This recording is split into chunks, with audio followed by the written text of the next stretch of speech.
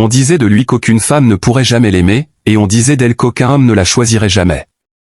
Pourtant, dans un monde où tout le monde les rejetait, ils allaient prouver qu'un cœur brisé peut encore reconnaître son refuge. La femme que personne ne voyait. Martha n'était pas le genre de femme qui arrêtait les conversations quand elle entrait dans une pièce.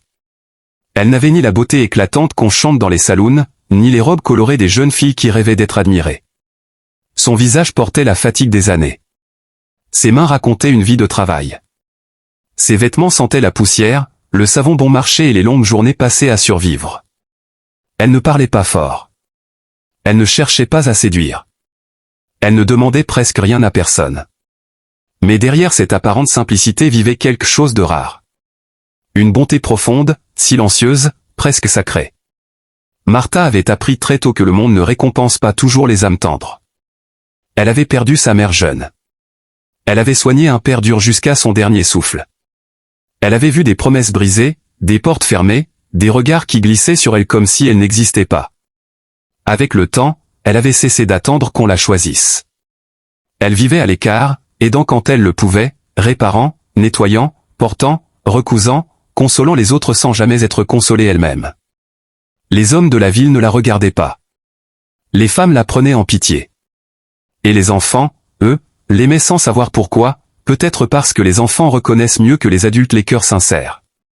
Le jour où Martha entendit qu'Elia cherchait encore une épouse, elle ne rit pas. Elle ne jugea pas. Elle ne répéta pas les moqueries des autres. Elle demanda seulement. Pourquoi est-ce qu'elles partent toutes?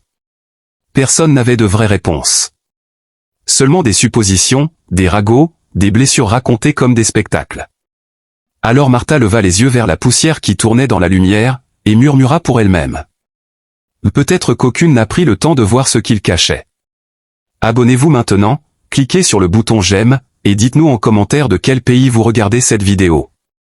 L'homme que tout le monde craignait. Elia vivait dans une maison en bois à la sortie de la ville, près des collines et des champs secs. Sa propriété était grande, mais froide. Tout y semblait utile, solide, rigide et pourtant vide. Il savait construire une grange, dresser un cheval, porter des charges qu'aucun autre homme n'aurait pu déplacer seul. Il savait affronter la pluie, le froid, la faim et les hommes violents. Mais il ne savait plus comment parler doucement sans se sentir ridicule. Il ne savait plus comment espérer sans se préparer à être humilié. À force d'être abandonné, il s'était fabriqué une carapace. Sa voix était courte. Ses gestes étaient brusques. Son regard semblait toujours sur la défensive, comme si le monde entier allait encore lui prendre quelque chose. Mais au fond de lui vivait un homme qui n'avait jamais cessé de désirer une chose simple. Rentrer chez lui un soir, et ne plus se sentir seul. Quand on annonça à Elia qu'une femme souhaitait accepter sa proposition, il n'y crut presque pas. « Et qui ?» demanda-t-il sèchement. « Martha Whitmore. » Il resta silencieux. Il connaissait ce nom. Tout le monde le connaissait. Pas parce qu'elle était importante, mais justement parce qu'elle ne l'était aux yeux de personne.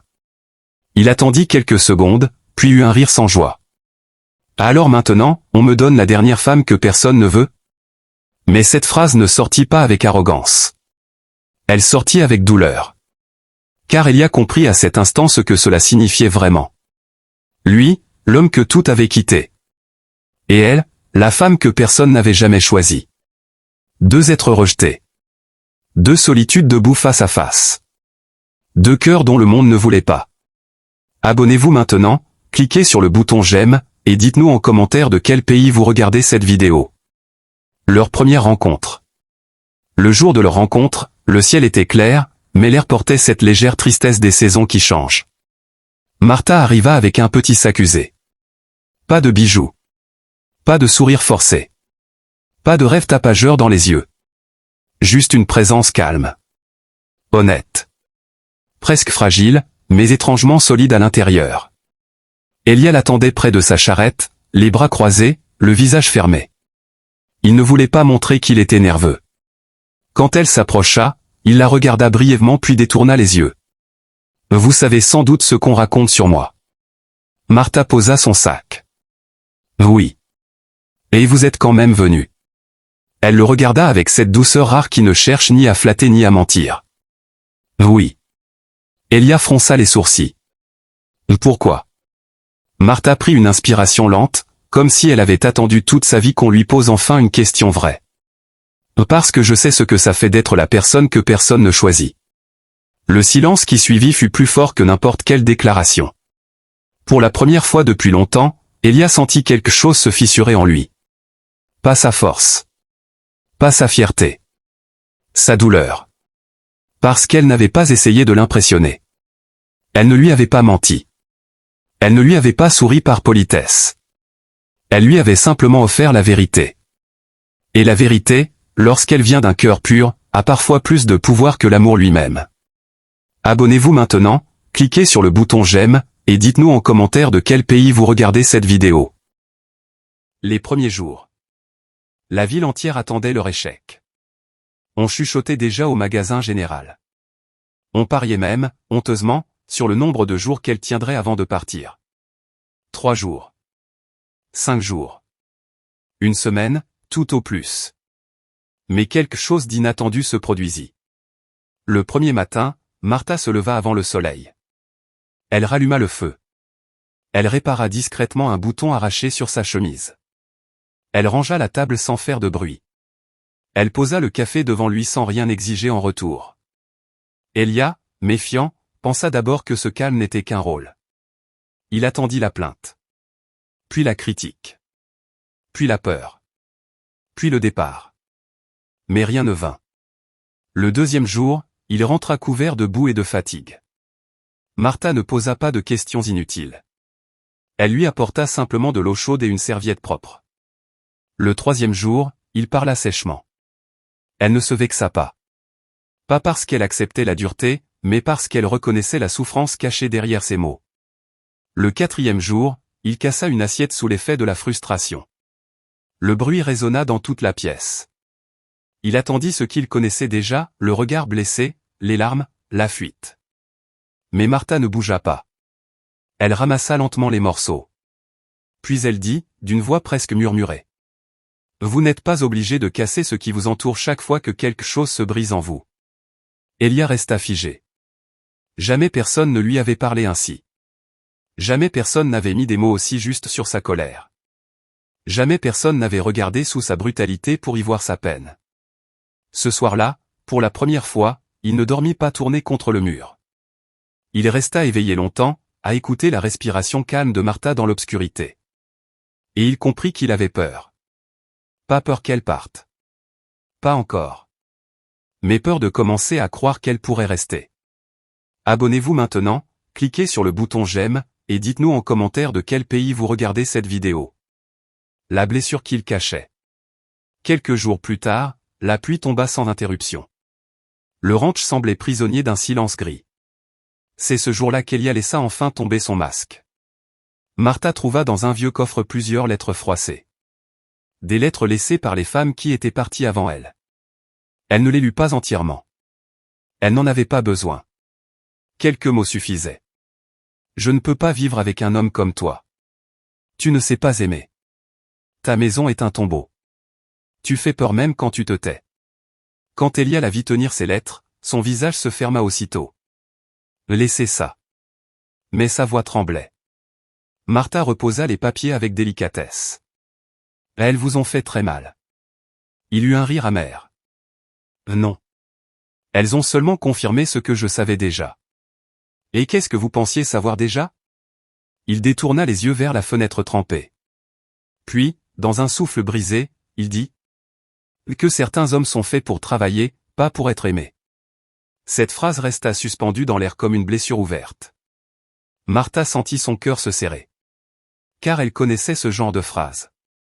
Ce sont les phrases que l'on finit par croire quand le rejet dure trop longtemps. Les phrases qui ne viennent plus des autres, mais de nos propres cicatrices. Alors elle s'approcha lentement. Non, Elia point, dit-elle doucement. Certains cœurs ont seulement été blessés si souvent qu'ils ne savent plus comment recevoir l'amour quand il arrive. Il la regarda enfin. Ses yeux, d'ordinaire durs comme la pierre, semblaient tout à coup fatigués. Humains. Presque perdus. Et dans ce regard, Martha vit non pas un homme dangereux, mais un petit garçon qui avait dû apprendre trop tôt à cacher ses besoins pour survivre. Abonnez-vous maintenant, cliquez sur le bouton j'aime, et dites-nous en commentaire de quel pays vous regardez cette vidéo. Le moment où tout bascule. Une semaine passa. Puis une autre. Et Martha ne partit pas. La ville commença à s'agiter. Les langues se délièrent davantage. Comment cela était-il possible? Pourquoi restait-elle? Que avait-elle trouvé chez cet homme que toutes les autres avaient fui? Un après-midi, alors qu'Elia revenait du marché, il entendit deux hommes rire devant le saloon. Elle n'est pas partie parce qu'elle sait qu'aucun autre ne voudrait d'elle. Et lui la garde parce qu'il ne peut plus espérer mieux. Les rires éclatèrent. Elia s'arrêta net.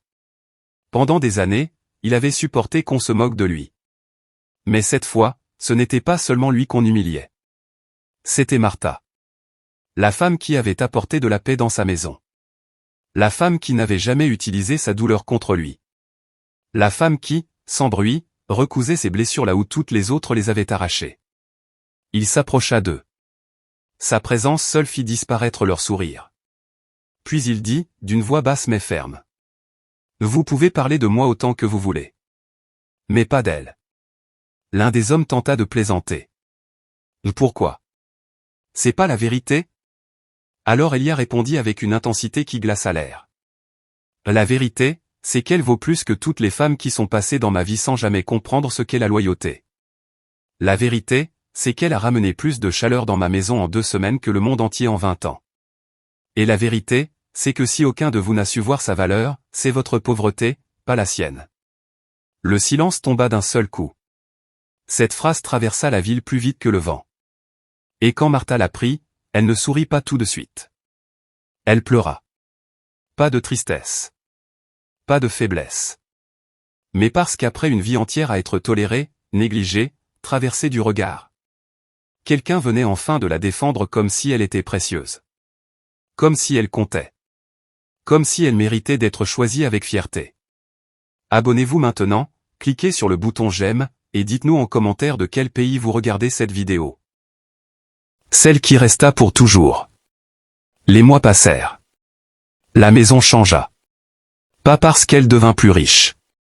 Pas parce que les murs furent repeints. Pas parce que la vie devint parfaite. Elle changea parce qu'elle cessa d'être froide. On entendait parfois Martha chanter doucement en préparant le repas. On voyait Elia ralentir le pas en rentrant, comme s'il ne voulait plus traverser la vie à toute vitesse. On les apercevait assis sur le porche certains soirs, en silence, mais dans un silence paisible cette fois, un silence qui ne séparait pas, un silence qui reposait. Elia apprit peu à peu à parler avec plus de douceur. À demander au lieu d'ordonner. À regarder au lieu de simplement voir. À remercier, même maladroitement. Et Martha, elle, apprit quelque chose qu'elle n'avait jamais vraiment connu. La sécurité d'un amour sincère. Pas un amour spectaculaire.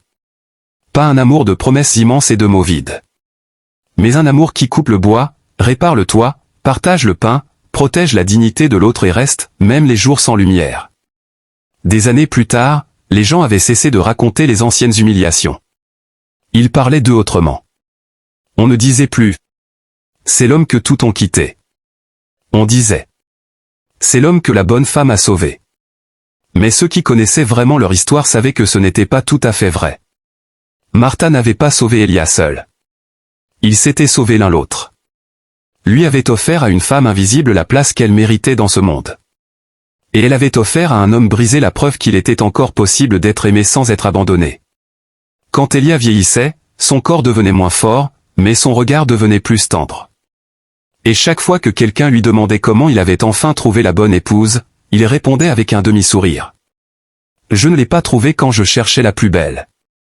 Je l'ai trouvée quand Dieu a eu pitié de mon orgueil et m'a envoyé la plus vraie. Et quand Martha mourut, bien des années plus tard, on dit qu'Elia resta longtemps assis près de sa tombe, en silence. Puis il posa sa main sur la pierre et murmura. Tout le monde disait que tu étais celle que personne ne voulait, mais tu étais la seule que mon âme attendait depuis le début. Parfois, la vie cache ses plus grands trésors derrière les visages que le monde méprise. Parfois, ceux que personne n'applaudit portent l'amour le plus pur. Et parfois, la personne qui reste pour toujours est précisément celle que les autres n'ont jamais su regarder. Parce que l'amour véritable ne choisit pas ce qui brille. Il choisit ce qui demeure. Abonnez-vous maintenant, cliquez sur le bouton j'aime, et dites-nous en commentaire de quel pays vous regardez cette vidéo.